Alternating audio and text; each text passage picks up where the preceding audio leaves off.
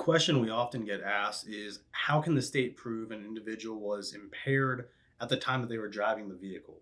And oftentimes, I think there's examples of times that there's a car crash and police come to the scene 10 minutes later, an hour later. That individual could have potentially drank after the accident, and the state has no way to prove whether they drank before the accident or after the accident. So, in a case like that, how do the police prove impairment at the time of driving?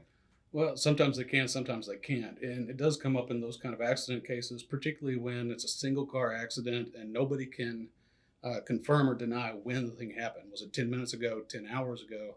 The other way that it comes up is there's a single car accident and the person continues driving and goes on home. And it's, 4 hours later, they're in their home, there's alcohol in their home, the police show up, they're impaired. The state has to prove specific things in a DUI case. They got to prove the person was driving.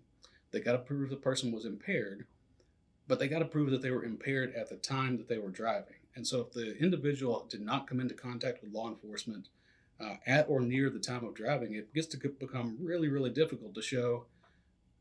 Who knows?